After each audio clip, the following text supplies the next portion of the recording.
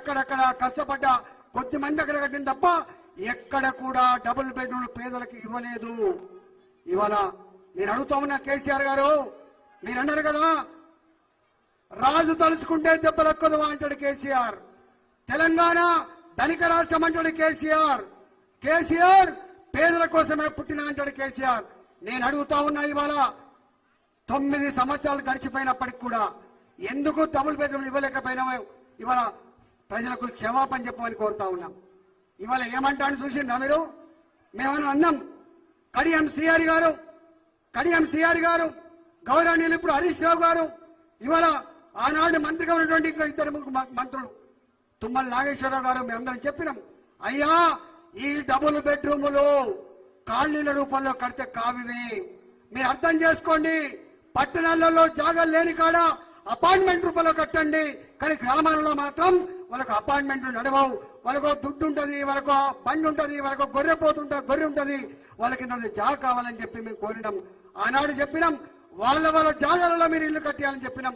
గ్రామాలకు పోతే మేము ఎక్స్ప్లెయిన్ చేసినాం. మేము ఇది కుమ్మరోళ్ళ వాడ అంటారు, ఇది తెనుగోళ్ళ వాడ అంటారు, ఇది సాకరుల వాడ అంటారు, ఇది గౌన్ల వాడ అంటారు. వాళ్ళ వాడకట్టులో వాళ్లే ఇల్లు కట్టుకుంటారు. అవసరమైతే 1 లక్షలు 2 లక్షల రూపాయలు కలేసుకుంటారని చెప్పినాం. కానీ ఇవ్వలే. ఏం చెప్పినాడు? గ్రామీణ ప్రాంతాలలో ఒక ఇల్లు మీద 5,04,000 రూపాయలు శాంక్షన్ చేసిండు. పట్టణ ప్రాంతాల్లో 7,5 లక్షల రూపాయలు శాంక్షన్ చేసిండు. కానీ ఎక్కడ కూడా ఇవ్వకపోగా మొన్న ఏమంటాడు?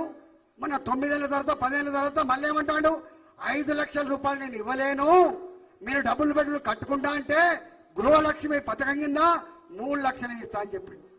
నేను అడుగుతున్న కేసీఆర్ గారు, 2009లో 2014లో మన బడ్జెట్ 1,00,000 కోట్ల రూపాయలు, ఇవాళ మన బడ్జెట్ 3 లక్షల కోట్ల రూపాయలు, 3 లక్షల కోట్ల రూపాయలు. నేను అడుగుతున్నా ధరలు పెరిగినాయా తగ్గినాయా?